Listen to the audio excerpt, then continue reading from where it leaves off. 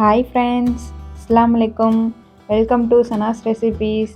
இன்றைக்கி நம்ம வீடியோவில் சுவையான வெள்ளைப்பூண்டு குழம்பு எப்படி பண்ணுறதுங்கிறத பார்க்க போகிறோம். வீடியோ பிடிச்சிருந்துச்சுன்னா லைக் பண்ணுங்கள், கமெண்ட் பண்ணுங்கள், ஷேர் பண்ணுங்கள். மறக்காமல் சனாஸ் ரெசிபீஸ் தமிழ் சேனலை சப்ஸ்கிரைப் பண்ணிக்கோங்க. வாங்க வீடியோக்குள்ளே போகலாம். பூண்டு குழம்பு பண்ணுறதுக்கு அடுப்பில் ஒரு கடாய் வச்சுக்கோங்க. அதில் 3 டேபிள் ஸ்பூன் எண்ணெய் ஊற்றிக்கோங்க. எண்ணெய் நல்லா காஞ்சதும் அதில் 1/2 டேபிள் ஸ்பூன் கடுகு போட்டுக்கோங்க. அது கூட 1/2 டேபிள் ஸ்பூன் வெந்தயம் போட்டுக்கோங்க. இப்போ 1/2 டேபிள் ஸ்பூன் சீரகம் சேர்த்துக்கோங்க. சேர்த்துட்டு 3 நல்லா பொரிஞ்சதும் அதில் 6 பீஸ் சின்ன வெங்காயம் சின்ன சின்னதாக கட் பண்ணியிருக்கேன், அதையும் சேர்த்துக்கோங்க. சேர்த்துட்டு அது கூட 2 பச்சை மிளகா கீறி வச்சுருக்கேன், அதையும் சேர்த்துக்கோங்க. ஒரு கொத்து கருவேப்பிலையும் சேர்த்துட்டு நல்லா கிளறிக்கோங்க. வெங்காயம் நல்லா கண்ணாடி பதம் வர வரைக்கும் கிளறிக்கோங்க. கிளறிட்டு ஒரு 1/2 கப் சின்ன வெங்காயத்தை நான் பேஸ்ட் பண்ணி வச்சுருக்கேன், அதையும் சேர்த்துக்கலாம். சேர்த்துட்டு வெங்காயத்தோட பச்சை வாசனை போகிற வரைக்கும் நல்லா வதக்கிக்கோங்க.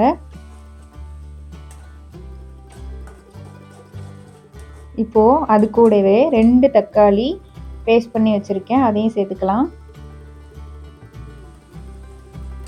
சேர்த்துட்டு நல்லா கிளறிக்கோங்க.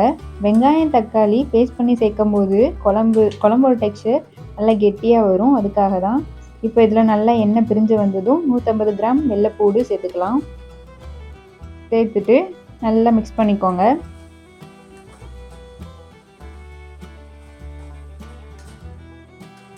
நல்லா மிக்ஸ் பண்ணதும் அது கூட இப்போ நம்ம மசாலாக்கள் சேர்க்க ஆரம்பிச்சிடலாம்.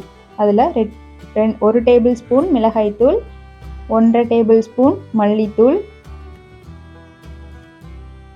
1 டேபிள் ஸ்பூன் மிளகுத்தூள்,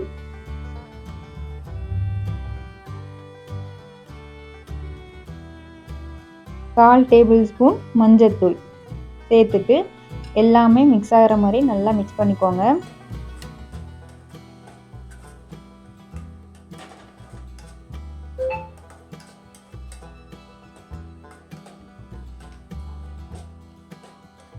மிக்ஸ் பண்ணிவிட்டு இப்போது நான் லெமன் சைஸ் புளியை 15 நிமிஷத்துக்கு முன்னாடியே ஊற வச்சு அதை நல்லா கரைச்சி வச்சுருக்கேன், அதையும் இதோட சேர்த்துக்கலாம். சேர்த்துட்டு நல்லா மிக்ஸ் பண்ணிக்கோங்க.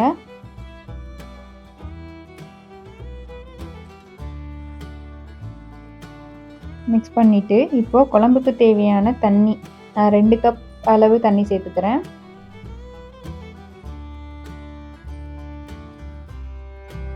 சேர்த்துட்டு நல்லா மிக்ஸ் பண்ணிக்கோங்க.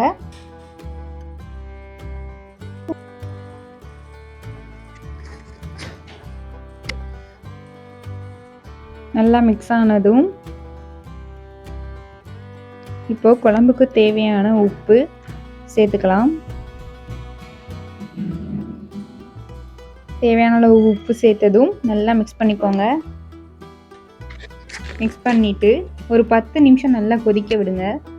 அப்போ தான் வெள்ளைப்பூடு நல்லா வெந்து டேஸ்ட்டாக வரும்.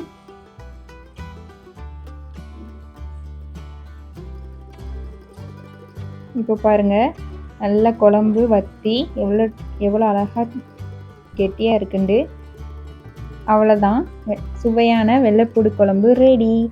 வீடியோ பிடிச்சிருந்துச்சுன்னா லைக் பண்ணுங்கள், கமெண்ட் பண்ணுங்கள், ஷேர் பண்ணுங்கள். மறக்காமல் சப்ஸ்கிரைப் பண்ணிடுங்க. லாஸ்ட் வீடியோ 200 வியூஸ் போயிருந்துச்சு. அதை பார்த்து எங்களுக்கே ரொம்ப சந்தோஷமாக இருந்துச்சு. ஆனால் அதை வச்சு ஒரு சப்ஸ்கிரைபரும் வரல, லைக்கும் விழுகலை, கமெண்ட்டும் பண்ணல. அந்த 2 லைக் இருக்கும், அதுவே நான் தான் 2 ஃபோனில் போய் லைக் போட்டு விட்டேன்.